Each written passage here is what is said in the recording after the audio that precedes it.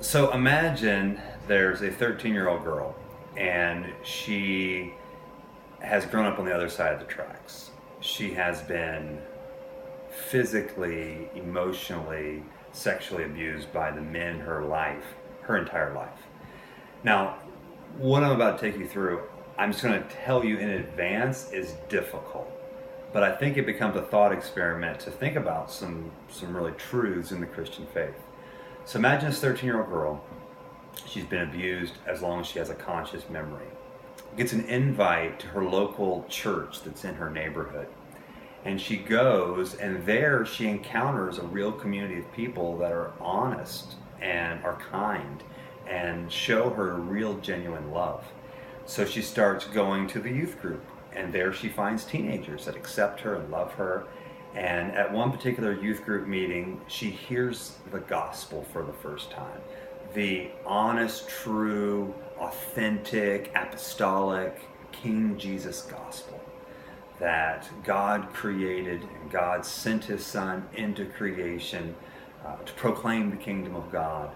And that through the death, burial, and resurrection of Jesus, we can enter into God's kingdom and new creation. And she is interested in that because she hears the love that's in that. And the youth pastor who is preaching this message, this gospel message, invites students to gather at a certain spot at the end of youth group and pray if they wanted to receive Christ. She is interested and her heart is convicted. She wants to go, but because the youth pastor is a man and because she's been abused by men, she doesn't trust him, so she doesn't go. Now, I'm going to tell you, this is when the story gets awful, but just for the purposes of our thought experiment, go with me.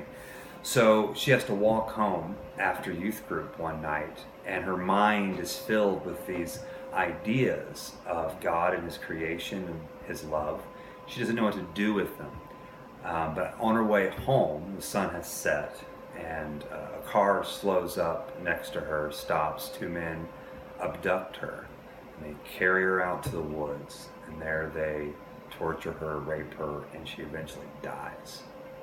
Now she stands before Christ at the judgment seat. What does Jesus say to her? Does Jesus say, well, you never said a sinner's prayer. You never confessed faith in me, so I'm going to send you to an eternal fire where I will torture you for all eternity. Is that the Christ of the gospel? Is that the Christ that's proclaimed by the apostles? Is that really what Jesus would say? My reading of the New Testament, that's not the way Jesus responds to those that have been marginalized and oppressed. I can't imagine Him saying to that 13-year-old girl, well, now I'm going to torture you for all eternity. What can you imagine Him saying? Welcome, my daughter. I mean, the Christ that we see in the Gospels would receive her in a healing love embrace. I can't imagine Jesus responding any other way.